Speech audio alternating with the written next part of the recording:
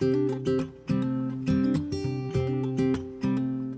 everyone, it's Mandy and it's mid-March and I'm going to give you an update on our hot stuff project. I'm sitting in my office today because the wind is so wild and it's pouring with rain and I didn't want to get wet. So I've got a boring background at the moment, but I'll give you some more details of what we're doing in a video that has more action to it. But I thought I'd start with an update on what's been going on and then some of the other bits and bobs that we hope to be doing later.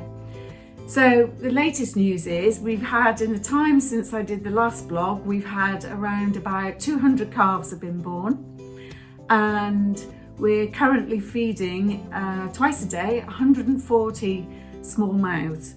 They're very sweet, but they're quite hard work, but they're all adorable. So I'm not too unhappy about that. All's well on the calf side. Hot water side is still a problem, and particularly when we've had the hot, cold weather recently, it's been taking a lot of power to warm the water up, and sometimes we haven't been able to get it to the temperature that we want.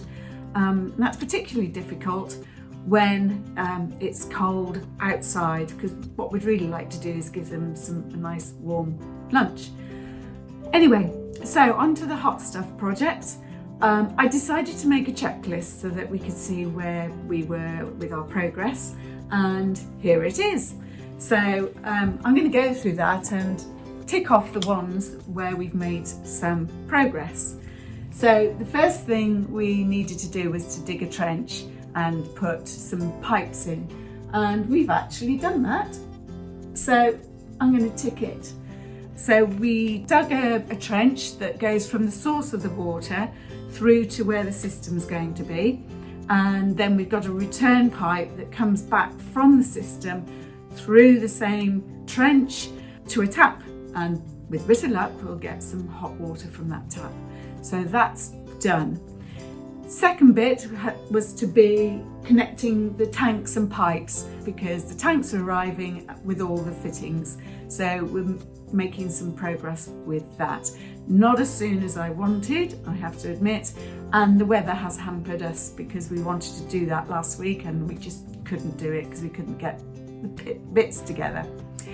Anyway, so I'm going to put a half tick there for now, and hopefully I'll be able to complete that next time that I catch up with everyone. After that, we will be doing some testing, and we need to build the cell and fill the cell up, which are all these points here. But the other thing that I've managed to do is I've been looking at setting up the testing program, which is down here, which is what tests are we going to do while we're putting the system in place.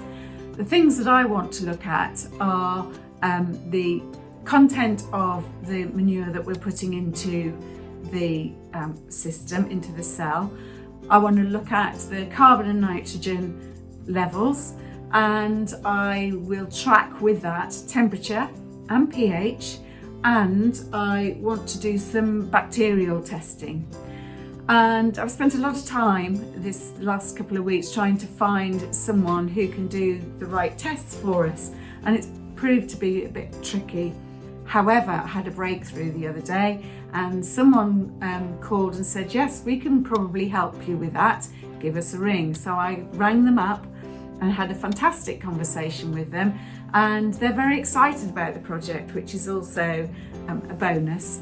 And I'm going to talk to them. The company's called Eurofin, and we're hoping to do at least a total viable count on the bacteria, and then we can track that alongside the temperature and the carbon and nitrogen, so we can get a full picture of when is the compost at its hottest, how fast does it get hot, and how fast does it cool down. So I'm quite excited about that. So I'm going to put a half tick there as well, because we have had some progress. So that's a lab to do tests, and also testing program is started. Thanks for now, speak to you soon.